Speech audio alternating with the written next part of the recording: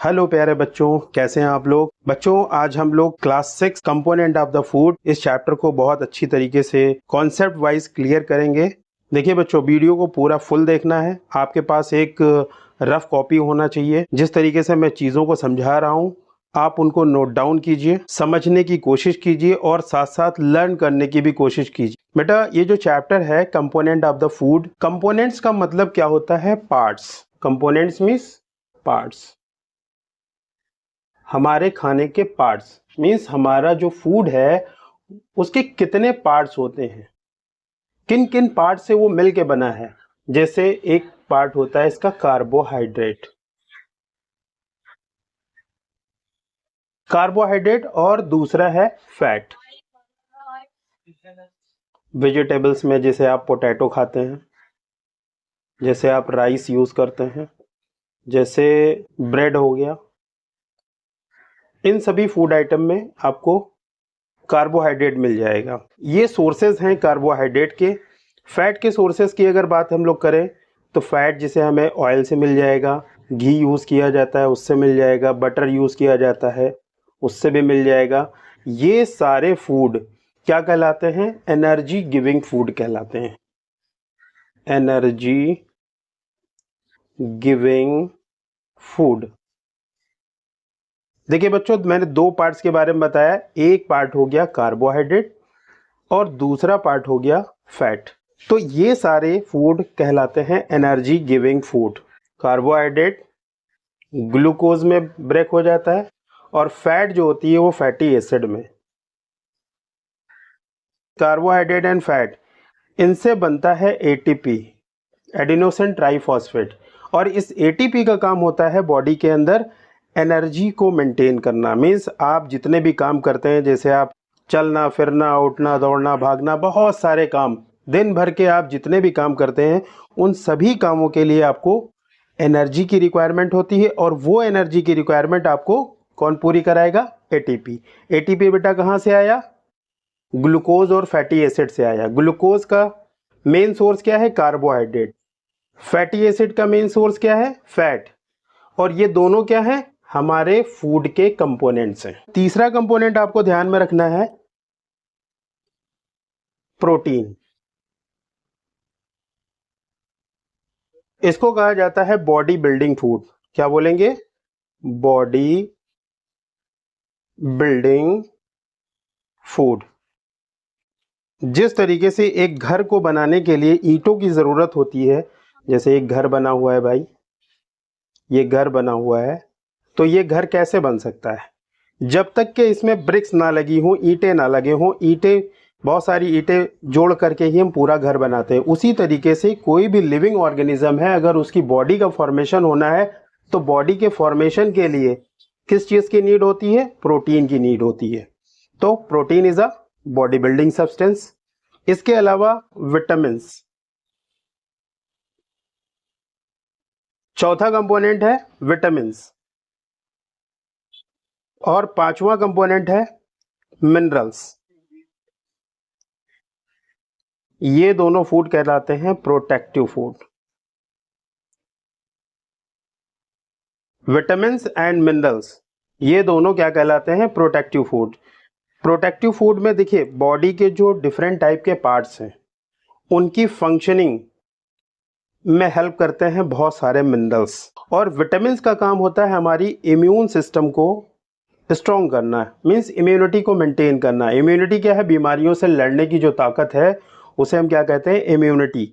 तो इसका काम बेटा बेटा हो गया, विटामिन्स का काम हो गया to provide immunity, to provide immunity, to provide immunity. और मिनरल्स का काम हो गया for proper functioning of body parts. ये पांच कंपोनेंट हमारे खाने के मेन कंपोनेंट है। कौन कौन से? कार्बोहाइड्रेट। आप देखिए, साथ साथ आप याद करने की कोशिश कीजिए कि पांच कंपोनेंट कौन से हैं। कार्बोहाइड्रेट हो गया, फैट हो गया, प्रोटीन हो गया, विटामिन्स हो गए एंड मिनरल्स हो गए। इन सब के बारे में थोड़ा थोड़ा सा आपको याद रखना है। देखिए सोर्सेज याद रखिए, सोर्सेज क्या हैं? इसका सोर्स क्या है? देखिए, कार्बोहाइड्रेट अगर आप वेजिटेबल्स यूज करेंगे, राइस का यूज करेंगे, ठीक है, ब्रेड खाएंगे तो आपको कार्बोहाइड्रेट मिल जाएगा। ऑयल, घी और बटर का यूज किया जाएगा तो आपको फैट मिल जाएगा, और फैट डाइजेस्ट होने के बाद चेंज होता है फैटी एसिड में। कार्बोहाइड्रेट डाइजेस्ट होने के बाद चेंज होता है ग्लूकोज में। ये दोनों मिलकर के क्या कहलाते हैं? Energy giving food. एनर्जी किस फॉर्म में रिलीज करते हैं? एटीपी के फॉर्म में। एटीपी का काम क्या होता है? बॉडी के अंदर जितनी भी एक्टिविटीज होती हैं उन सभी एक्टिविटीज के लिए हमें नीड होती है एटीपी की। तीसरा हमारा जो खाने का कंपोनेंट है वो है प्रोटीन। प्रोटीन को क्या बोला गया? Body building food. Protein digestion के बाद चेंज हो जाता है किसमें? अमाइनो एसिड्स में। और ये अमाइनो एसिड्स क्या करते हैं? हमारी बॉडी के अंदर प्रोटीन का फॉर्मेशन करते हैं हमारी बॉडी के अकॉर्डिंग, और उससे हमारी बॉडी के अंदर ग्रोथ होती है। बॉडी के अंदर हर समय तोड़ फोड़ चलती रहती है, मीन्स रिपेयरिंग की भी ज़रूरत होती है, तो रिपेयरिंग में भी प्रोटीन हेल्प करती है। ठीक है, बॉडी के अंदर रिपेयर होना होता है, हीलिंग होना होता है। चोट लग गई है, घाव हो गया है, हीलिंग होना है, तो हीलिंग बगैर प्रोटीन के नहीं हो सकती है। कि प्रोटीन के सोर्सेस क्या हैं? प्रोटीन, तो प्रोटीन के सोर्सेस बेटा आपको याद रखना है, जैसे आप मिल्क, मीट और पल्सेस, बीन्स, इन सब का इस्तेमाल किया जाए तो हमें प्रोटीन की रिक्वायरमेंट पूरी होगी। प्रोटीन चेंज होती है किसमें बेटा? अमाइनो एसिड में। अमाइनो एसिड का काम क्या होता है? हमारी बॉडी के अकॉर्डिंग प्रोटीन को बनाना, बॉडी के अंदर रिपेयरिंग कराना, बॉडी के अंदर हीलिंग कराना, ये काम हो गया प्रोटीन का। इसके अलावा देखिए विटामिन्स, हमने क्या बोला? Vitamins and minerals both are protective food. Vitamins का काम क्या बताया मैंने? To provide immunity. और मिनरल्स का काम क्या बताया गया? For proper functioning of the body parts. Body part हमारे प्रॉपर फंक्शन करते रहें उसके लिए कुछ मिनरल्स की ज़रूरत होती है, और वो मिनरल्स हमारे खाने से आते हैं। बच्चों आप इसका स्क्रीनशॉट ले लीजिए और अपने अकॉर्डिंग नोट्स को प्रिपेयर कीजिए। जो नोट्स मैंने बनाए हैं वो आपको टेलीग्राम और व्हाट्सएप चैनल पे मिल जाएंगे, लेकिन आप जो मैं पढ़ा रहा हूँ जिस तरीके से आपको जिस तरीके से समझ में आ रहा है आप उस तरीके से नोट्स को प्रिपेयर कीजिए। 5 कंपोनेंट पढ़े। पहला कंपोनेंट आपने पढ़ा कार्बोहाइड्रेट, दूसरा पढ़ा आपने फैट, तीसरा पढ़ा आपने प्रोटीन, चौथा पढ़ा आपने विटामिन्स, और पांचवा पढ़ा आपने मिनरल। इनके बारे में पढ़ा कि ये क्या है? एनर्जी गिविंग फूड है। और इसके बारे में आप पढ़ा आपने बॉडी बिल्डिंग फूड है। इन दोनों के बारे में आपने पढ़ा कि ये दोनों प्रोटेक्टिव फूड है। इसके अलावा भी हमें अपने खाने में कुछ और कंपोनेंट, एडिशनल कंपोनेंट की ज़रूरत होती है, बगैर उनके ये अपनी प्रॉपर फंक्शनिंग नहीं कर सकते हैं। जो एडिशनल कंपोनेंट हैं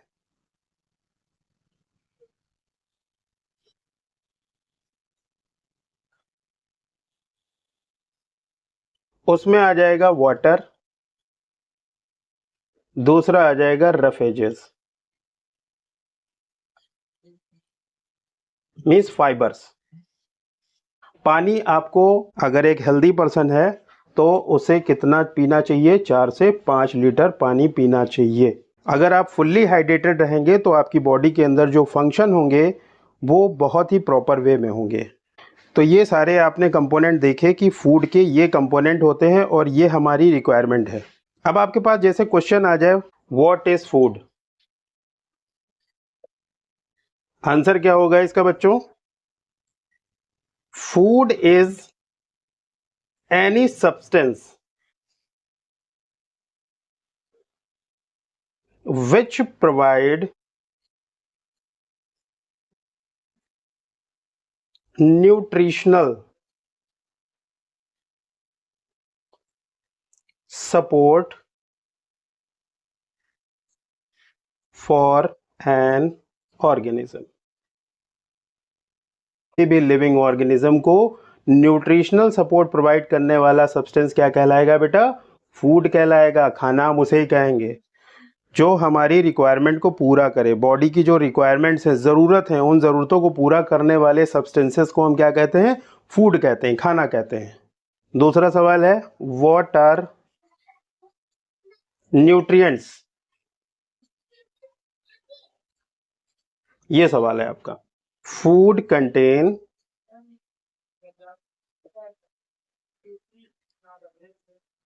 some components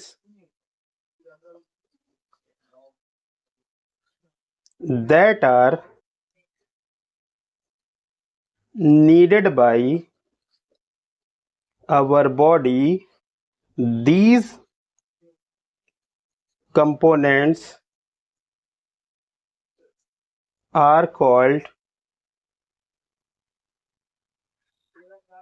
nutrients. इजी सी डेफिनेशन हो गई। आपको प्रॉपर डेफिनेशन, प्रॉपर नोट्स आपको टेलीग्राम पर मिलेंगे। आप चैनल जरूर ज्वाइन कर लीजिएगा। आई होप यहाँ तक के आप लोगों को क्लियर हो चुका होगा। क्या क्या मैंने बताया एक बार फिर से थोड़ा सा जल्दी से quick. Food, component of the food, components means part कितने होते हैं बेटा? 5 पार्ट होते हैं जो ज़रूरी हैं। Carbohydrate, fat, protein, vitamins and minerals, जिसमें में से कार्बोहाइड्रेट और फैट को मैंने बताया कि ये एनर्जी गिविंग फूड है, प्रोटीन को बताया ये बॉडी बिल्डिंग फूड है, विटामिन्स एंड मिनरल्स को बताया कि ये प्रोटेक्टिव फूड है। इन 5 फूड के अलावा एडिशनल कंपोनेंट की भी ज़रूरत होती है। कौन कौन से? Water and roughages. पानी बॉडी के अंदर मीडियम प्रोवाइड कराता है ताकि सही तरीके से प्रोसेसेस हो सके, एंजाइम अपनी एक्टिविटी कर सके, हार्मोन अपनी एक्टिविटी कर सके। ओके। और रफ एजेस का काम होता है फाइबर, और ये फाइबर हमारे डाइजेस्टिव सिस्टम को इम्प्रूव करते हैं, आंतों की सफाई करते हैं ताकि आप जो भी खाओ वो बहुत इजीली एब्जॉर्ब हो सके। इतनी चीज़ें क्लियर हो जाने के बाद बच्चों, आपने जो खाना खाया मैंने बताया कि उसमें कार्बोहाइड्रेट होना चाहिए। कैसे पता चलेगा कि जो मैंने खाना खाया है या मेरे सामने जो सब्सटेंस है, फूड आइटम है, उसमें कार्बोहाइड्रेट है या नहीं है? इसको कैसे टेस्ट करेंगे? देखिए, इसके लिए कुछ आपको रिक्वायरमेंट्स होंगी, उन रिक्वायरमेंट्स को आपको ध्यान में रखना होगा। देखिए क्या क्या रिक्वायरमेंट्स हैं। पहली चीज चाहिए आपको भाई मेरे, फूड आइटम। अब ये फूड आइटम रॉ भी हो सकता है, कच्चा वाला भी हो सकता है, एंड कुक्ड भी हो सकता है, पका हुआ भी हो सकता है। तो आपको क्या करना है, अगर रॉ वाला है तो आप इसको छोटे छोटे पीसेस में तोड़ लीजिए, और अगर कुक्ड वाला है तो इसको अच्छी तरीके से आप क्रश कर लीजिए। अब आपको अगली रिक्वायरमेंट 2 से 3 बूंद चाहिए, आपको ड्रॉप चाहिए ऑफ डाइल्यूट आयोडीन सॉल्यूशन।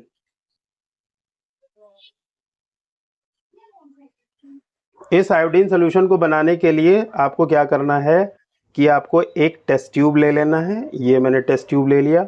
इस टेस्ट ट्यूब को आधा मैंने पानी से लिया भर। ये क्या है? वाटर है। अब क्या करना है, इसके अंदर टिंचर आयोडीन ये मिला देना है, फ्यू ड्रॉप आधा भरना है टेस्ट ट्यूब पानी से, और उसमें कुछ बूंदे टिंचर आयोडीन की डाल देनी है, और इसको अच्छी तरीके से शेक कर लेना है। और उसके बाद ये आपका एक आयोडीन सोल्यूशन तैयार हो गया जो डाइल्यूट फॉर्म में होगा। कितनी ड्रॉप चाहिए? 2 से 3 ड्रॉप चाहिए इस टेस्ट को परफॉर्म करने के लिए कि हमारे खाने में कार्बोहाइड्रेट है या नहीं है। कि टेस्ट परफॉर्म करने के लिए, चलिए मैंने ये कैसे लिया, ये रहा मेरा फूड आइटम। ये क्या है? फूड आइटम है। कैसा हो सकता है? हो सकता है रॉ हो, या फिर ये कुक्ड फॉर्म में भी हो सकता है, पका हुआ, कच्चा, कैसा भी हो। ये फूड आइटम है। इस फूड आइटम के ऊपर आपको क्या करना है, कुछ बूंदें, कितनी बताई मैंने? 2 से 3 बूंदें किस चीज की डालनी है? चलो मैं एक ड्रॉपर बना ले रहा हूं। ये रहा आपका ड्रॉपर। 2 से 3 बूंदें डालनी है डाइल्यूट आयोडीन सोल्यूशन की। और फिर उसके बाद आपको कुछ ऑब्जर्वेशंस करने हैं। आफ्टर सम टाइम क्या ऑब्जर्वेशन करना है? कलर का। पहला ऑब्जर्वेशन ये आपको देखना है कि कलर बदल रहा है या नहीं बदल रहा है। मैंने देखा कि कलर उसका नहीं चेंज हुआ। Colour do not change. ये क्या इंडिकेट कर रहा है? Indicate that carbohydrate is not present.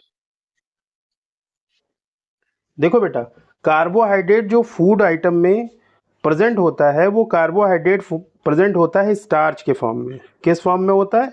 Starch के फॉर्म में या फिर ग्लूकोज के फॉर्म में। कलर नहीं चेंज हो रहा है, इसका मतलब ये हुआ कि उसके अंदर कार्बोहाइड्रेट नहीं है। दूसरा ऑब्जर्वेशन क्या आएगा? ये मैंने देखा कि कलर चेंज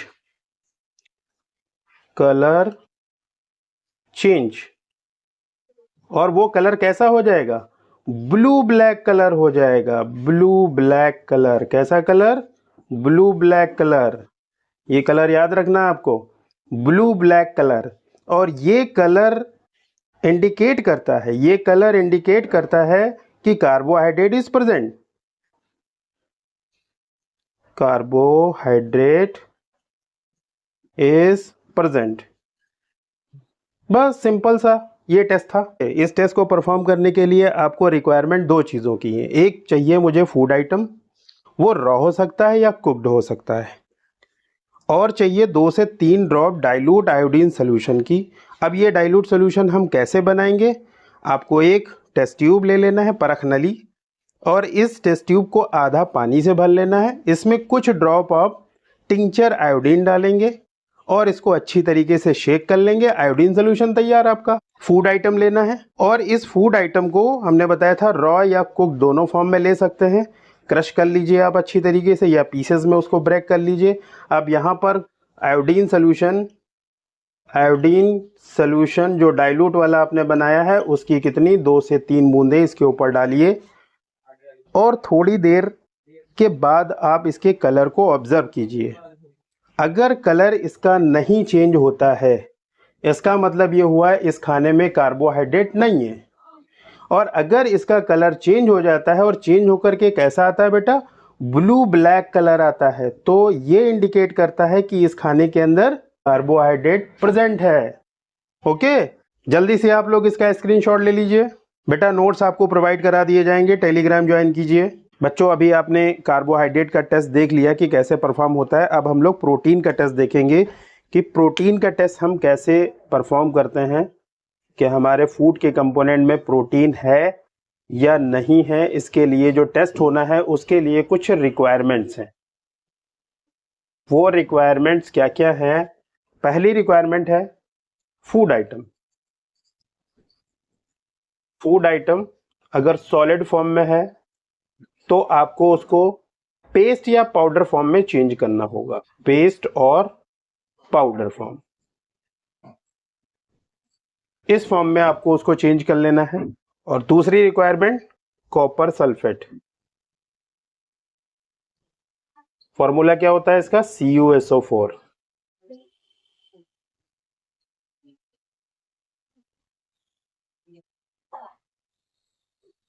और एक ड्रॉपर। इसको बनाने के लिए सिंपली एक कंटेनर, और इस कंटेनर के अंदर आपको क्या करना है? 100 ml वाटर ले लेना है। 100 ml वाटर ले लेना है और इसमें आपको 2 ग्राम कॉपर सल्फेट डाल देना है। कितना डालना है इसके अंदर? 2 ग्राम कॉपर सल्फेट, CuSO4। कितना डालना है? 2 ग्राम। अच्छी तरीके से इसको मिक्स कर लीजिए और सोल्यूशन तैयार। कास्टिक सोडा का सोल्यूशन कैसे बनाया जाएगा? कास्टिक सोडा का सोल्यूशन, इसके लिए भी आपको क्या करना है? एक बीकर लिया और इस बीकर के अंदर 100 ml वाटर ले लिया जाएगा और इसके अंदर 10 ग्राम कास्टिक सोडा NaOH ऐड कर देंगे। सिंपली इसको मिक्स कर लीजिए, अच्छी तरीके से शेक कर लीजिए और सोल्यूशन तैयार हो गया। ये 2 सोल्यूशन आपको तैयार करने हैं। कौन कौन से? कॉपर सल्फेट का सोल्यूशन 100 ml वाटर के अंदर आपको 2 ग्राम CuSO4 डालना है और कास्टिक सोडा सोल्यूशन तैयार करने के लिए 100 ml पानी में 10 ग्राम NaOH आपको डालना पड़ेगा और अच्छी तरीके से मिक्स कर लीजिए, उसको स्टायरिंग कर लीजिए और उससे सोल्यूशन तैयार हो जाएगा। अब ये टेस्ट कैसे परफॉर्म करते हैं चलिए देखते हैं। ये रहा food item, 10 drops of water, ये ऐड कर देना है, शेक इट, ये सॉल्यूशन आ गया आपका। अब क्या करना है नेक्स्ट स्टेप में, 2 drop copper sulphate solution and 10 drops of NaOH solution की ऐड कर देना है और फिर से इसको अच्छी तरीके से शेक कर लेना है। आफ्टर फ्यू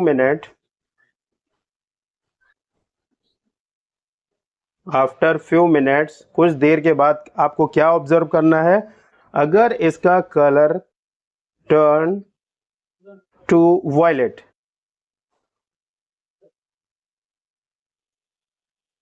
अगर इसका कलर कैसा हो जाता है, वायलेट कलर हो जाता है, तो वायलेट कलर ये इंडिकेट करता है कि इसके अंदर प्रोटीन है। तो ऑब्जर्वेशन क्या आया, वायलेट कलर होने की वजह से ये इंडिकेशन हो गया, indicates that protein is present. Test tube की रिक्वायरमेंट है, फूड आइटम की रिक्वायरमेंट है, NaOH सोल्यूशन की रिक्वायरमेंट है, CuSO4 सोल्यूशन की रिक्वायरमेंट है। ठीक है, कैसे बनाना है वो मैंने अभी बता दिया। अब टेस्ट परफॉर्म करने के लिए आपको एक टेस्ट ट्यूब लेना है, फूड आइटम डालना है, पाउडर फॉर्म में होना चाहिए या पेस्ट के फॉर्म में, 10 ड्रॉप पानी के डालिए, उसको अच्छी तरीके से हिला लीजिए, फिर उसके बाद 2 ड्रॉप उसमें कॉपर सल्फेट और 10 ड्रॉप आपको कास्टिक सोडा की डाल देना है, फिर से उसको हिलाना है। कुछ देर के बाद आप देखेंगे कि उसका कलर अगर वायलेट कलर चेंज हो गया, मींस वो सारा सोल्यूशन वायलेट कलर में आ गया, तो वायलेट कलर ये शो करता है कि इसके अंदर प्रोटीन प्रेजेंट है। अगर ये कलर नहीं चेंज होता है तो ये इंडिकेशन हो जाएगा कि इसमें प्रोटीन नहीं है। ओके बच्चों, सिंपली समझ में आ गया। आपके प्रॉपर नोट्स के लिए आप टेलीग्राम चैनल ज्वाइन कर सकते हैं। हमारे खाने में फैट है या नहीं है उसका कैसे टेस्ट करेंगे, फूड आइटम ले लीजिए, अब आपको क्या करना है, इसको रैप कर दीजिए, wrap it in a piece of paper में इसको रैप कर देना है एंड क्रश इट, और उसको थोड़ा सा दबा दीजिए, क्रश इट। अब आप क्या करिए कि उस रैपिंग को ओपन करिए, खोलिए उसको, straighten the paper and observe. क्या ऑब्जर्व करेंगे, देखेंगे क्या, hold the paper against the light. अब आप उस पेपर को लाइट में देखिए, जैसे लैम्प जल रही हो या फिर बल्ब हो, उसके सामने उस पेपर को ऐसे ले जा करके देखिए। ठीक है, क्या करना है, hold the paper against the light. Are you able to see the light faintly through these patches? देखिए, अगर उसमें फैट प्रेजेंट होगी तो उसमें तेल के धब्बे बन जाएंगे। ठीक है, थोड़े छोटे छोटे से पैचेस बन जाएंगे। अगर वो पैचेस आपको लाइट में दिख रहे हैं धुंधले धुंधले, तो वो पैचेस ही ये प्रूव करते हैं कि इसमें फैट है। ठीक है, तो फाइनली आपका रिजल्ट क्या आ गया, जो पैचेस आपको दिख रहे हैं, patches prove that food contain fat. Okay बच्चों, देखिए बच्चों, हम लोग देखते हैं बैलेंस डाइट क्या होती है। एक हमारी डाइट का मतलब होता है जो हमने खाना खाया, तो हमारे खाने में क्या क्या चीजें प्रेजेंट होनी चाहिए और कितने अमाउंट में प्रेजेंट होनी चाहिए। देखिए बच्चों, हमारी डाइट हमारी बॉडी की नीड के अकॉर्डिंग होनी चाहिए। मीन्स कहने का ये है कि हमारी बॉडी को जितना प्रोटीन चाहिए, वो आपके खाने में होना चाहिए, जितना कार्बोहाइड्रेट चाहिए वो आपके खाने में होना चाहिए, जितना फैट चाहिए वो होना चाहिए, विटामिन्स हो गए, मिनरल्स हो गए। मीन्स ये ऐसे कंपोनेंट हैं जो आपके खाने के अंदर एक राइट अमाउंट में होने चाहिए। मीन्स हमारी बॉडी की रिक्वायरमेंट के अकॉर्डिंग ये सारी चीजें होनी चाहिए। अगर ये सारी चीजें एक्सेस में हो जाती हैं तो कुछ चीजें हैं जो बॉडी को नुकसान पहुंचाती हैं एक्सेस में, लेकिन कुछ चीजें ऐसी होती हैं जिन्हें हमारी बॉडी एलिमिनेट कर देती है डाइजेस्टिव सिस्टम के थ्रू या फिर यूरिन के थ्रू। लेकिन कुछ चीजें ऐसी हैं अगर वो एक्सेस हो गई तो बॉडी में डिपॉजिट हो जाएंगी, और अगर इन्हीं कंपोनेंट्स की अगर डिफिशियंसी हो गई, कमी हो गई, तो फिर अलग डिफिशियंसी डिजीजेस हो जाती हैं, कमी हो जाती हैं। कहने का मतलब ये है कि हमारी डाइट इस तरीके से होनी चाहिए जो हमारी बॉडी की एक्चुअल रिक्वायरमेंट है, कि हमें दिन भर काम करना है तो हमें कितनी एनर्जी चाहिए, हमारा बॉडी वेट क्या है, उसके हिसाब से हमें प्रोटीन चाहिए, हमें कितना विटामिन कितना मिनरल इंटेक करना है। अगर इन सब का हिसाब किताब रखा जाए और अपनी डाइट को बैलेंस किया जाए तो हम हमेशा फिट रह सकते हैं, बहुत सारी बीमारियों से बच सकते हैं। तो बैलेंस डाइट को हम किस तरीके से डिफाइन कर सकते हैं? डाइट की अगर डेफिनेशन लिखनी हो तो हम क्या लिखेंगे? The food we normally eat is our diet. जो खाना हम नॉर्मली खाते हैं वो हमारी डाइट है। बट डाइट हम तो ले रहे हैं, लेकिन इस चीज का ख्याल रखना जरूरी है कि वो डाइट हमारी बैलेंस है या नहीं है। बैलेंस डाइट का मतलब होता है कि जो कंपोनेंट्स रिक्वायर है हमारी बॉडी को वो हमारे खाने में है या नहीं है। ये a diet in which all the nutrients are present in a right amount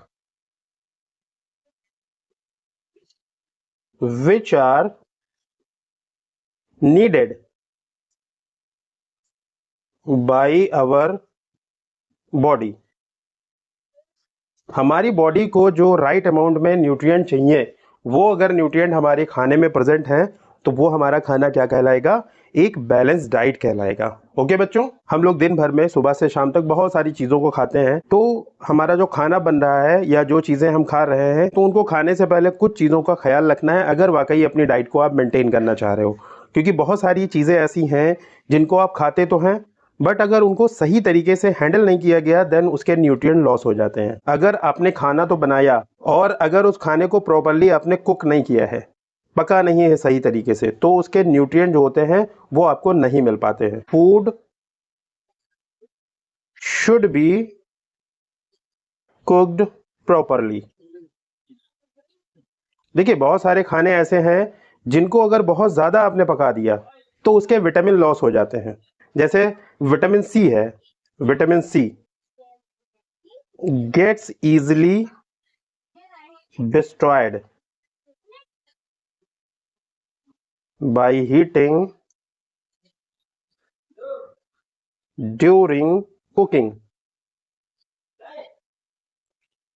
अगर आप कोई खाना ऐसा पका रहे हैं जिस खाने में विटामिन सी है तो उसे बहुत ज़्यादा हीट नहीं करना चाहिए, बहुत ज़्यादा टेम्परेचर पे उसको पकाना नहीं चाहिए, उसका विटामिन सी लॉस हो सकता है। जैसे आप सब्जी है, वेजिटेबल्स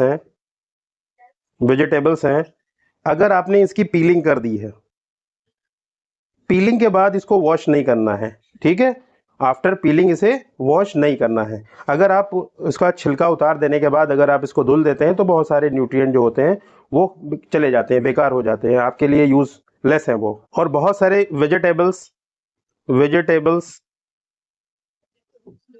एंड फ्रूट्स ऐसे होते हैं जिनका छिलका उतारना नहीं चाहिए। अगर उनके छिलके में ही सारे विटामिन होते हैं, बहुत सारे मिनरल्स होते हैं, तो कुछ सब्जियां ऐसी हैं वो भी आपको ध्यान में रखना है कि फ्रूट हो गई, वेजिटेबल्स हो गई कुछ, जिनको आपको पील ऑफ करके नहीं खाना है। तो आप इन बातों को अगर ध्यान रखेंगे तो अपनी डाइट को मेंटेन करने में आपको आसानी रहेगी और आपकी डाइट वो एक बैलेंस डाइट कहलाएगी कि खाने को अच्छी तरीके से प्रॉपरली कुक किया जाए, बहुत ज़्यादा हीटिंग ना किया जाए उन खानों को जिन खानों में विटामिन सी होता है, या बहुत सारी वेजिटेबल्स ऐसी हैं कि उनको हम पील करके नहीं खा सकते हैं, फ्रूट को पील ऑफ करके नहीं खा सकते हैं, अगर उसका छिलका उतार दिया तो उसमें विटामिन लॉस हो जाते हैं।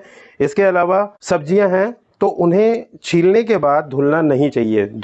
छीलने से पहले आप उन्हें धुल लीजिए, तो उसके विटामिन और मिनरल्स जो होते हैं वो बच जाते हैं। तो इन चीज़ों को आपको ध्यान में रखना है, देन आपकी डाइट जो होगी वो एक बैलेंस डाइट कहलाएगी। आई होप बच्चों ये चीज़ें समझ में आ गई होंगी। आप इसका स्क्रीनशॉट ले सकते हैं और अपने हिसाब से नोट्स इसके प्रिपेयर कीजिए। देखिए बच्चों, अगला टॉपिक है ओबेसिटी। ओबेसिटी का मीन्स होता है मोटापा। ये मोटापा क्या होने से, क्या खाने से आ जाता है? अभी हम लोगों ने जो बैलेंस डाइट की बात किया, उस बैलेंस डाइट में हमने आपको बताया कि जो 5 तरीके के कंपोनेंट हैं खाने के, अगर आप उन्हें राइट अमाउंट में लेते हैं देन आपकी बॉडी की रिक्वायरमेंट्स पूरी होती हैं।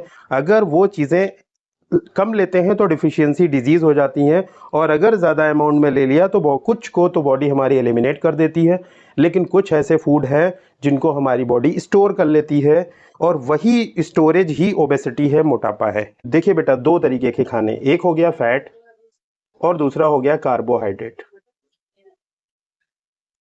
अगर इन खानों को एक्सेस में लिया जाता है, एक्सेस में लेंगे हम, ये हमारी बॉडी के अंदर जाकर के डिपॉजिट हो जाते हैं, जमा हो जाते हैं, और जमा हुआ खाना जो है वो फैट के फॉर्म में बेली के ऊपर या स्थाई के ऊपर या फिर ये कमर वाला जो रीजन है यहाँ पर आकर के जमा हो जाता है, और उसी को कहा जाता है ओबेसिटी। तो ओबेसिटी को हम कैसे डिस्क्राइब करेंगे, इसकी एक डेफिनेशन अगर लिखनी हो बच्चों तो कैसे लिखेंगे?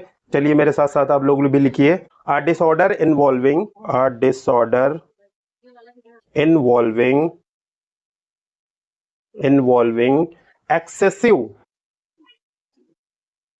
excessive body fat that increase the risk of health problem caused due to excessive intake of carbohydrate and fat। Carbohydrate और फैट अगर आपके खाने में ज़्यादा है तो हमारी बॉडी क्या करती है कि उसको, पहले हमारा लीवर देखिए, जो भी हमने खाना खाया आफ्टर डाइजेशन वो फाइनली चेंज हुआ किसमें? ग्लूकोज एंड फैटी एसिड में। जितनी रिक्वायरमेंट है हमारी बॉडी उतना इंटेक कर लेती है, बचा हुआ अमाउंट हमारा लीवर उसको ग्लाइकोजन के फॉर्म में स्टोर रखता है। लेकिन ग्लाइकोजन, लीवर की भी ग्लाइकोजन को स्टोर करने की एक कैपेसिटी होती है, और वो कैपेसिटी खत्म हो जाने के बाद लीवर क्या करता है? उस ग्लाइकोजन को चेंज कर देता है फैट में। फैट को फिर बेली के ऊपर या फिर थाई में या फिर कमर में, यहाँ पर हमारा लीवर उनको डिपॉजिट कर देता है। और जब बॉडी के अंदर बहुत ज़्यादा फैट हो जाता है तो हेल्थ से रिलेटेड बहुत सारे इशू आने लगते हैं, बहुत सारी प्रॉब्लम बढ़ जाती हैं। तो ओबेसिटी एक डिसऑर्डर है। मोटा होना हेल्दी नहीं है। हेल्दी पर्सन, हेल्थ एक अलग चीज हो गई और ओबेसिटी अलग चीज हो गई। अगर कोई बहुत मोटा ताजा है तो हम उसको हेल्दी नहीं बोल सकते हैं। लोग बोल देते हैं कि यार ये बहुत हेल्दी पर्सन है। हेल्दी का मतलब ये नहीं है कि वो बहुत मोटा ताजा होना चाहिए। हेल्दी का मतलब ये है कि उसके बॉडी के अगर सारे पार्ट्स अपना काम सही ढंग से कर रहे हैं देन वो पर्सन हेल्दी है, वो चाहे दुबला हो चाहे पतला हो, उससे कोई मतलब नहीं है। Obesity is a disorder. ये फैट और कार्बोहाइड्रेट के डिपोजिशन की वजह से हुआ है। तो आपको क्या करना है? फैट और कार्बोहाइड्रेट उतना ही लेना है जितना हमारी बॉडी की नीड है, जरूरत है। ओके बेटा, अगला टॉपिक है बच्चों डिफिशियंसी डिजीजेस। अभी हम लोगों ने पढ़ा कि बैलेंस डाइट में जो कंपोनेंट है फूड के, अगर उनको हम एक्सेस में लेते हैं तो क्या प्रॉब्लम आ जाती है, और अगर हम उनका अमाउंट कम लेते हैं, मींस हमारी बॉडी की जो रिक्वायरमेंट है उस रिक्वायरमेंट से भी अगर आप कम यूटिलाइज करते हैं तो आपको डिफिशियंसी डिजीजेस हो सकती हैं। ठीक है, तो इसके बारे में अगर कुछ पॉइंट लिखना हो तो हम क्या लिख सकते हैं? Diseases that occur due to lack of nutrient over a long period of time are called deficiency disease. लंबे समय तक, ऐसा नहीं कि आज आपने खाना खाया, उस खाने में विटामिन नहीं थे या मिनरल्स नहीं थे या राइट अमाउंट में प्रोटीन नहीं थी तो आपको डिसऑर्डर हो सकता है। 1-2 दिन से कोई प्रॉब्लम नहीं होती, लेकिन अगर यही काम एक लंबे समय तक प्रोलॉन्ग्ड हो गया कि आपके खाने में लगातार विटामिन की कमी बनी हुई है या लगातार मिनरल्स की कमी बनी हुई है या लगातार प्रोटीन की कमी बनी हुई है या कार्बोहाइड्रेट की कमी बनी हुई है, तो आपको डिफिशियंसी डिजीजेस हो जाएंगी। कि अगर मान लिया किसी इंसान को प्रोटीन की डिफिशियंसी हो जाए, कि आपके खाने में प्रोटीन राइट अमाउंट में प्रेजेंट नहीं है, देन क्या प्रॉब्लम हो सकती है? बॉडी की जो ग्रोथ होगी वो रुक जाएगी, क्योंकि आपने पढ़ा है कि protein is a body building substance. तो बॉडी की ग्रोथ अगर नहीं होगी तो क्या प्रॉब्लम आ जाएगी? लंबाई चौड़ाई मोटाई कुछ भी नहीं बढ़ेगी, मीन्स इंस्टेंट ग्रोथ रुक गई। फेस के ऊपर स्वेलिंग आ जाएगी, स्वेलिंग ऑन फेस। फेस के ऊपर स्वेलिंग आ जाएगी। इसके अलावा जो आपके बाल हैं इनका कलर बदल जाएगा। तो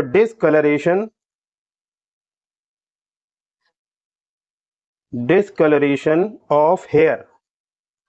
और क्या प्रॉब्लम आ जाएगी? इसके अलावा स्किन से रिलेटेड डिजीजेस हो जाएंगी, स्किन डिजीज, डायरिया भी हो सकती है, डायरिया भी हो सकती है। ये प्रॉब्लम हो जाती है अगर आपके खाने में प्रोटीन की कमी है। और अगर आपके खाने में मान लिया प्रोटीन और कार्बोहाइड्रेट दोनों की कमी एक साथ हो जाए तो क्या प्रॉब्लम हो जाएंगी? Means deficiency of carbohydrate and protein both. अगर दोनों की कमी आपके खाने में एक साथ हो जाए तो क्या प्रॉब्लम होगी?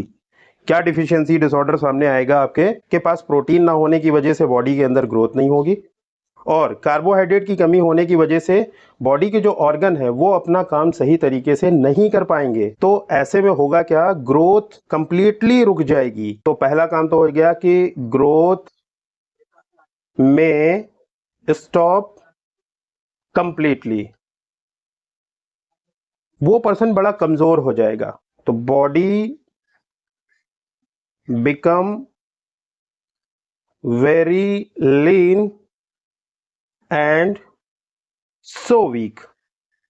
कमजोरी बहुत ज्यादा आ जाएगी अगर इन दोनों की कमियां हैं। तो अगर आपको बीमारियों से बचना है और लंबे समय तक जीना है, सारे आपके बॉडी के ऑर्गन अपना अपना काम अच्छे ढंग से करते रहें, तो उसके लिए आपको सिर्फ एक काम करना है, अपनी डाइट को बैलेंस कर लेना है।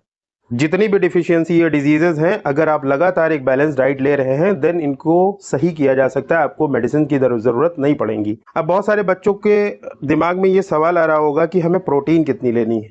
चलिए इसके बारे में थोड़ी सी बात कर लेते हैं कि हमें प्रोटीन कितनी चाहिए होती है। मान लीजिए बेटा अभी आप छोटे हैं, क्लास 6 में हैं, तो आपकी बॉडी का वेट बहुत ज़्यादा नहीं होगा। मैंने मान लिया कि आपकी बॉडी का जो वेट है वो 40 kg है, तो हमें प्रोटीन कितनी चाहिए? 40 ग्राम प्रोटीन चाहिए, 40 ग्राम प्रोटीन चाहिए।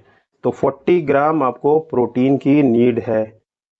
अगर आप इतनी प्रोटीन ले लेते हैं तो हमारी बॉडी अच्छी तरीके से काम करेगी, उसमें रिपेयरिंग, हीलिंग और आपकी बॉडी की ग्रोथ प्रॉपर होगी। आप बच्चे हो तो आपको प्रोटीन का सबसे ज़्यादा ख्याल रखना है, क्योंकि अभी आपकी बॉडी का फॉर्मेशन हो रहा है, नए नए ऑर्गन बन रहे हैं, हर चीज़ का डेवलपमेंट हो रहा है। तो उसके लिए आपको प्रोटीन की बहुत सख्त ज़रूरत है। ऐसा नहीं है कि आपने एक गिलास जो है मिल्क ले लिया तो आपकी रिक्वायरमेंट पूरी हो सकती है। आप सोचोगे कि मिल्क तो 100 ग्राम होता है, 100 ग्राम में से 40 ग्राम प्रोटीन होगी। नहीं, अगर आप एक गिलास प्योर मिल्क लेते हो तो उसमें सिर्फ 8 से 10 ग्राम प्रोटीन होती है बस। अगर आप जैसे दाल आप ले रहे हो, एक कटोरी भर के आपने दाल ले लिया, तो उसमें मान के चलिए 8 से 10 ग्राम आपको प्रोटीन एक कटोरी दाल में मिल जाएगी। तो आप देखिए कि हमारी रिक्वायरमेंट कितनी है, 40 ग्राम रिक्वायरमेंट है। यहाँ से कितना कितना मिल रहा है? 8-9 ग्राम मिल रहा है, 10 ग्राम मिल रहा है। तो आपको इसी के अकॉर्डिंग अपनी डाइट को मेंटेन करना है ताकि आप 40 ग्राम प्रोटीन ले सको। अगर आप 40 ग्राम प्रोटीन ले रहे हो, अगर आपकी बॉडी का वेट 40 kg है, देन तो आपकी बॉडी प्रॉपरली काम करेगी। हाँ, ये हो सकता है कि अगर 40 से 50 हो गया कोई प्रॉब्लम नहीं होगी, 60 हो गया तब भी कोई प्रॉब्लम नहीं है, क्योंकि हमारी बॉडी 40 ले लेगी, बाकी जो एक्सेस में होगा उसको क्या किया जाएगा? बॉडी से इसको एलिमिनेट कर दिया जाएगा। ठीक है, इसको हमारा डाइजेस्टिव सिस्टम और स्केलेटरी सिस्टम बॉडी में है ही है, वो सब एलिमिनेट कर देगा इसको। ओके, अगर 40 से कम ले रहे हो देन डिफिशियंसी डिसऑर्डर होते हैं। ज्यादा हो जाएगा, एक्सेस में प्रोटीन हो जाएगा, कोई प्रॉब्लम नहीं है, लेकिन अगर कम हो गया तो डिफिशियंसी डिसऑर्डर होंगे। और कब होंगे? जब यही काम आप एक प्रोलॉन्ग कर देंगे, लंबे समय तक के प्रोटीन के डिसऑर्डर को मेंटेन रखेंगे। देखिए बच्चों, हम लोगों ने कार्बोहाइड्रेट और प्रोटीन के बारे में, फैट के बारे में बहुत सारी चीजें पढ़ ली, बट प्रोटेक्टिव फूड के बारे में कुछ इंफॉर्मेशन और आपको होनी चाहिए। चलिए उसके बारे में बात कर लेते हैं। आपको पता है कि प्रोटेक्टिव फूड के बारे में जो हम लोगों ने डिस्कस किया उसमें हमने बताया कि पहला प्रोटेक्टिव फूड आपको क्या चाहिए? वो चाहिए आपको विटामिन। ठीक बेटा, क्या चाहिए? विटामिन चाहिए। अब ये विटामिन हमें कितनी नीड होती है बॉडी के हिसाब से? ये हमें चाहिए बहुत ही स्मॉल क्वांटिटी में, needed by body in very small amount. बहुत ज्यादा नहीं चाहिए, ये हमारी बॉडी को बहुत ही कम अमाउंट में चाहिए। अगर आप प्रॉपर्ली विटामिन को इनटेक कर रहे हो, आपको ये क्या क्या प्रोवाइड कराएगा? देखिए, हमारे इम्यून सिस्टम को मजबूत करेगा, जिससे हमें बीमारियां नहीं होंगी। तो हमें ये प्रोटेक्शन देता है, प्रोटेक्शन अगेंस्ट डिजीजेस। इसके अलावा और क्या करता है कि हमारी जो आईज हैं, बोन्स हो गई, टीथ हो गए, गम्स हो गए, इनकी हेल्थ को भी मेंटेन करता है विटामिन। तो विटामिन का हमारी बॉडी के अंदर हमारे इम्यून सिस्टम को लेकर के बहुत ज्यादा इंपॉर्टेंस है, तो हमारे खाने में विटामिन की कमी नहीं होनी चाहिए। देखिए बच्चों, कुछ विटामिन के फंक्शन हम लोग देख लेते हैं जो आपके कोर्स में दिए गए हैं। जैसे देखिए, आपके कोर्स में एक विटामिन दिया गया है, विटामिन ए। विटामिन ए, इसके बारे में आपको कितनी इंफॉर्मेशन होनी चाहिए कि ये क्या करता है। ठीक है, ये हमारी स्किन और आई को हेल्दी रखता है। क्या सोर्सेज हैं इसके, कहाँ कहाँ से मिलेगा, कौन सी चीज़ें अगर हम खाएं तो हमें विटामिन ए मिल सकता है। घर में पपाया आता होगा, कैरेट आती होगी, और जैसे अभी देखिए गर्मियों का सीज़न बीता है, मैंगो, बहुत सारे बच्चों का ये फेवरेट खाना है मैंगो। अगर आप ये खाने खाते हो, पपाया खा रहे हो, कैरेट खा रहे हो, मैंगो खा रहे हो, तो आपको विटामिन ए मिल जाएगा। और विटामिन ए अगर आपकी बॉडी में है तो आई से रिलेटेड, स्किन से रिलेटेड आपको डिजीजेस नहीं हो सकती हैं। ओके बेटा, तो नेक्स्ट विटामिन हमारा है विटामिन सी। ये हमारे इम्यून सिस्टम को मजबूत बनाता है, जिससे हम तरह तरह की बीमारियों से लड़ सकते हैं। To fight with diseases, simple सी बात, ये बीमारियों से लड़ने का काम करता है। इसके बेटा सोर्सेस क्या है, क्या आप खाओ जिससे आपको विटामिन सी मिलेगा। आपको पता है सिट्रस फ्रूट खाने, खट्टे वाले। इसके जैसे एग्जांपल ले लीजिए, गुआवा, ऑरेंजेस, और क्या लेना है, टोमेटो, और क्या लेना है, लेमन, और क्या लेना है, आंवला। आंवला सुना है नाम, आंवला। आंवले का मुरब्बा देखो घर में होता है, बच्चों को शायद नहीं पसंद होता है, बड़े लोग देखो घर में खाया करते हैं। आप भी खाना शुरू कर दो, ठीक है बेटा। अगर आपने चैप्टर को अच्छी तरीके से नहीं पढ़ा है तो आप एमसीक्यू क्वेश्चन नहीं कर पाएंगे, तो इसलिए आप एमसीक्यू क्वेश्चन कर सकें, इसके लिए आप बहुत अच्छी तरीके से जो मैं डिस्कस कर रहा हूँ इसको सुनिए और साथ साथ नोट जरूर बनाइए। एक विटामिन देखिए बेटा, मैं इधर डिस्कस कर लेता हूँ।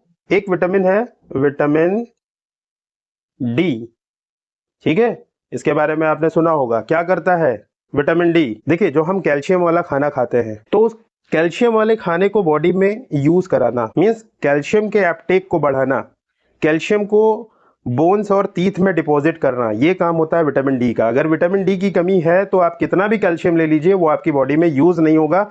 डाइजेस्टिव सिस्टम के थ्रू सारा का सारा कैल्शियम निकल जाएगा। Help to use calcium for bones and teeth.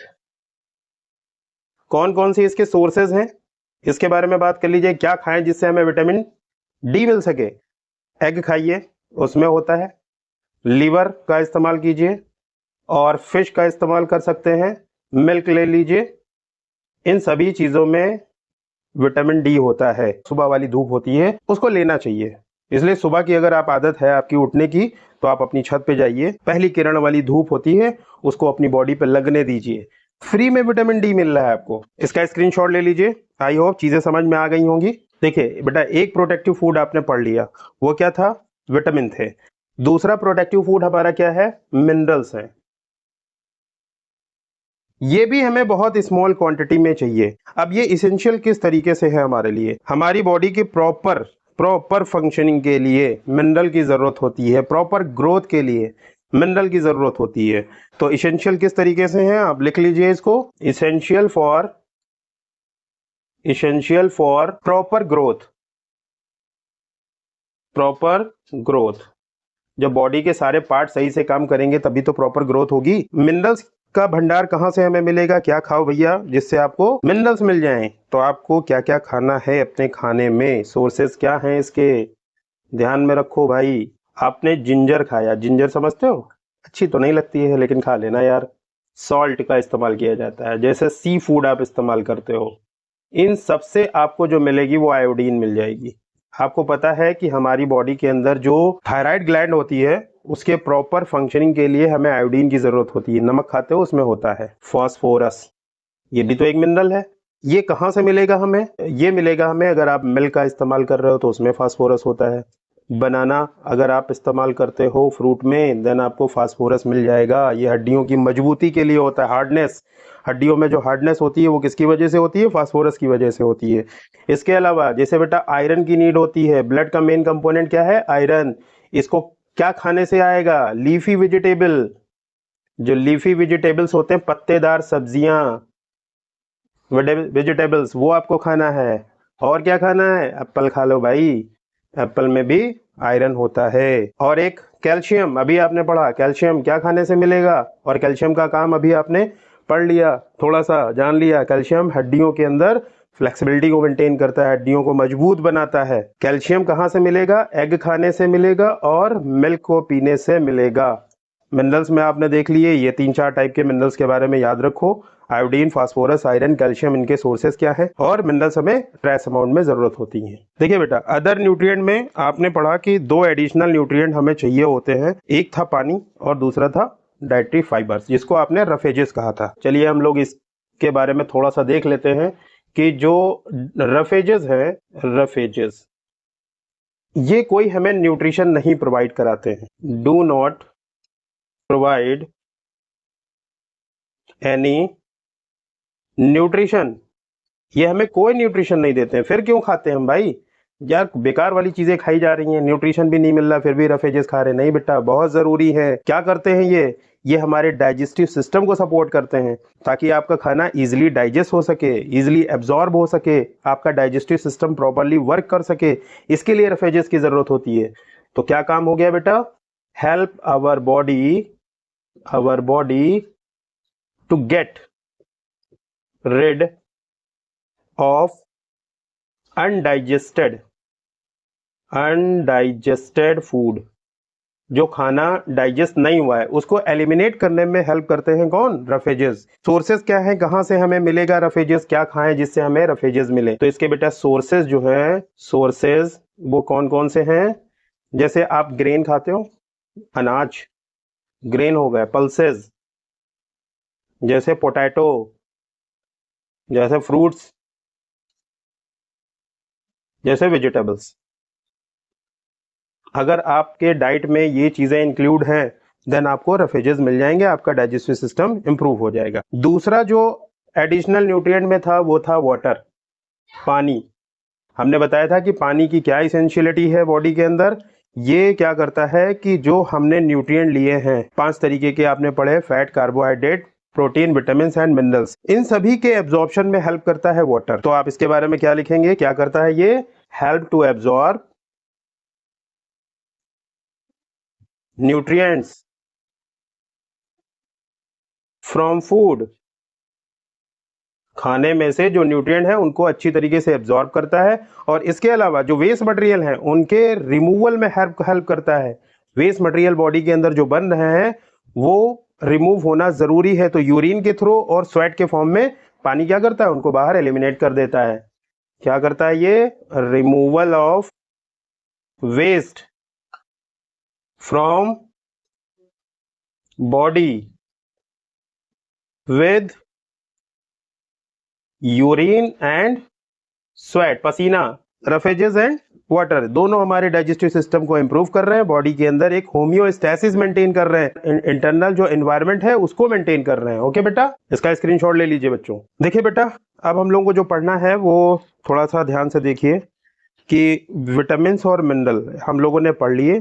कुछ विटामिन और मिनरल्स के बारे में हम लोग डिस्कस करेंगे, ये हमारा लास्ट टॉपिक है इस चैप्टर का। इन विटामिन और मिनरल के ना होने पर हमारी बॉडी के अंदर क्या डिसऑर्डर्स हो जाते हैं, और उन डिसऑर्डर का कैसे पता लगेगा? जो सिम्टम आएंगे उन सिम्टम को हम लोग देखेंगे कि क्या क्या प्रॉब्लम आ रही हैं। पहला विटामिन हो गया विटामिन ए। विटामिन ए से क्या डिसऑर्डर होगा? सबसे ज्यादा प्रॉब्लम कहाँ आती है? लॉस ऑफ विजन, देखने में प्रॉब्लम होने लगती है, आई साइट वीक हो जाती हैं। इसके सिम्टम क्या होंगे? पुअर विजन हो जाएगा। और क्या हो जाएगा? Loss of vision in darkness, अगर लाइट डिम है, कम लाइट है, तो वहां पर कम लाइट में आपको सही तरीके से दिखाई नहीं देगा। कभी कभी होता है कि इसकी डिफिशियंसी इतनी ज्यादा बढ़ जाती है कि कंप्लीटली लॉस हो जाता है विजन, तो हम लिख सकते हैं some time complete loss of vision. ये प्रॉब्लम हो सकती है। विटामिन सी, इसका डिसऑर्डर क्या है? स्कर्वी। स्कर्वी, अब देखिए स्कर्वी में इसके सिम्टम क्या होते हैं, कैसे पता चलेगा? इसमें ब्लीडिंग गम्स, मसूड़ों से खून आने लगता है, ब्लीडिंग गम्स। और क्या प्रॉब्लम होती है? जैसे अगर कोई घाव हो जाए तो उसको हील होने में लंबा समय लगेगा, जल्दी वो घाव ठीक नहीं होगा, तो हम लिख सकते हैं wounds take longer time to heal. घाव को ठीक होने में थोड़ा ज्यादा समय लगेगा अगर विटामिन सी की डिफिशियंसी बॉडी में है। विटामिन B1, इसकी कमी से होने वाली जो बीमारी है वो बेरी बेरी, ये याद रखिए आप। क्या नाम रखना है? याद रखना है बेरी बेरी। तो इसमें क्या प्रॉब्लम हो जाती है? मसल जो होती हैं वो वीक हो जाती हैं और काम करने में आपके पास एनर्जी बहुत कम लगती है। कब थोड़ा काम करते हैं आप फौरन थक जाते हैं, तो विटामिन B1 की कमी हो जाती है। तो हम लिख सकते हैं इसमें weak muscle, weak muscles and very little energy to work. काम करने में बहुत कम आपके पास एनर्जी रहेगी। प्रॉब्लम क्या होगी? रिकेट्स। सिम्टम क्या होंगे? Bone become soft and bent, bone become soft and bent, हड्डियां कमजोर हो जाती हैं, सॉफ्ट हो जाती हैं। तो अगर हड्डियों को मजबूत करना है तो आपको विटामिन डी लेना पड़ेगा। फिर कैसे चलोगे फिरोगे दौड़ोगे भागोगे? लाइफ तो बहुत बड़ी है, अभी आप तो बहुत छोटे हो, क्लास 6 में हो, इसलिए आपके जो बड़े आपको बताएं कि ये खाओ वो खाओ वो खाओ, सब खा जाओ, वरना प्रॉब्लम आ जाएंगी, फिर आप हेल्दी नहीं रह पाओगे, फिर कैसे आप डॉक्टर बनोगे भाई। अगला न्यूट्रिएंट है जिसे देखिए बेटा, कैल्शियम। क्या है? कैल्शियम। क्या प्रॉब्लम इससे होती है? इससे बोन से रिलेटेड प्रॉब्लम हो जाती है और साथ साथ में टूथ डीके हो जाता है, दांत इसके खराब हो जाते हैं। दांतों को अगर आपको फिट रखना है देन आपको कैल्शियम लेना पड़ेगा। भाई दांत नहीं होंगे तो खाओगे क्या? हंसोगे कैसे? बोलोगे कैसे? वीक बोन हो जाएंगी एंड टूथ डीके। न्यूट्रिएंट जो हमारी बॉडी के लिए बहुत इंसेंशियल है उसके बारे में, आयोडीन है। आयोडीन, इसकी कमी से क्या होता है? ग्वाइटर हो जाता है। ग्वाइटर हिंदी में इसको कहते हैं घेंगा रोग। गले में एक बड़ा सा गोला गोला निकल आता है, जो थायराइड ग्लैंड होती है वो एकदम स्वेलअप हो जाती है, फूल जाती है। इसके सिम्टम क्या होते हैं? Glands in the neck appears swollen, फूल जाती है। मेंटल डिसेबिलिटी हो जाती है बच्चों के अंदर। अगर आप लोग बच्चे ही हो, अगर आयोडीन की कमी हो गई तो फिर मेंटली प्रॉब्लम आना शुरू हो जाती है, माइंड का बहुत अच्छा डेवलपमेंट नहीं होता है। ठीक है बेटा, तो अगर आपको फिट रहना है, डॉक्टर वाकई बनना है, देन आपको सारे विटामिन सारे मिनरल राइट अमाउंट में लेना है। ओके बेटा, तो इसमें क्या प्रॉब्लम आ जाती है? मेंटल डिसेबिलिटी इन चिल्ड्रन, बच्चों में ही होता है ये प्रॉब्लम आयोडीन की कमी से। इसके अलावा अगला न्यूट्रिएंट जो हमारी बॉडी के लिए बहुत ज्यादा एसेंशियल है वो है iron. Iron, iron man. Iron कमी से क्या हो जाएगा? एनीमिया हो जाएगी। एनीमिया मतलब ब्लड की कमी हो जाएगी, और अगर ब्लड बहुत कम हो गया तो फिर आपको बहुत ज्यादा वीकनेस लगेगी भाई, कमजोरी फील होगी। तो अगर आपको मजबूत रहना है, बॉडी को फिट रखना है, लाइफ में बहुत अपने सारे ड्रीम पूरे करने हैं, बहुत आगे बढ़ना है, देन आपको अच्छा खाना खाना पड़ेगा। अगर अच्छा खाना नहीं खाओगे तो फिर सारी चीजें कैसे मेंटेन होंगी। तो इस तरीके से ये वाला चैप्टर हम लोगों ने फिनिश कर लिया। ओके बेटा, तो आपको अब क्या करना है? सारे नोट्स अच्छी तरीके से बनाने हैं। ओके बेटा, मिलते हैं नेक्स्ट वीडियो में।